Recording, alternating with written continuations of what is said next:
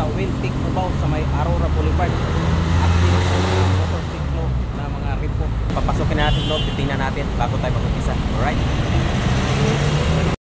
Mga bossing, mayroon palang available rito Mio Gear 125. Ang down payment 1.5. Kung sakaling kukunin sa 3 years, 2,546. Kung sakaling sa 3 years naman, 3,449. Kung sakaling maaga kayong magbayad, mayroong rebate na 500. Ang pinaka-issue lang itong motor na to, upuan lang. Pagdating ni Suzuki Bergman, 1.5 pa rin ang down payment. Kung sakaling sa 3 years, 3,220.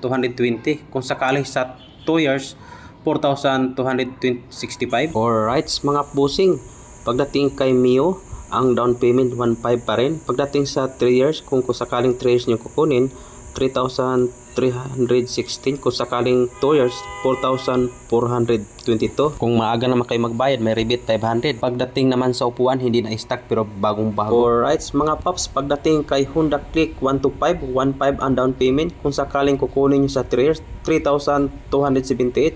Kung sakaling sa 2 years, 4,414. Ganun pa rin. Kung sakaling maaga kayo magbayad, may rebate 500. Goods na goods pa itong motor na to. Alright mga bossing, dito na naman tayo kay Honda Click 125 kulay black.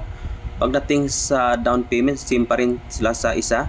Kung sakaling kukunin siya sa 3 years, 2,631. Kung sakaling sa 2 years, 3,503.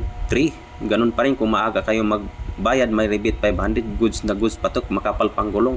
Halos magaganda yung mga unit dito mga paps, dito sa Wiltic Cubao. Alright, ang pinaka-issue ko lang nakikita dito sa kulay black mga paps, ito lang taplodo at saka yung flaring sa banang kanan sa taplodo. Siguro sumimpang dati may ari rate. Alright mga bossing, pagdating kay Honda Click 125, ang magiging down payment 1.5 pa rin. Pagdating sa 3 years, ang magiging monthly mo 3,195. Kung sakaling kukunin mo sa 2 years, 4,288.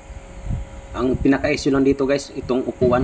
Alright mga bossing, pagdating kay Honda Beat, mayroon siyang 1.5 down payment. Kung sakaling kukunin mo sa 2,442. Kung kukunin mo naman sa 2 years, 3,344.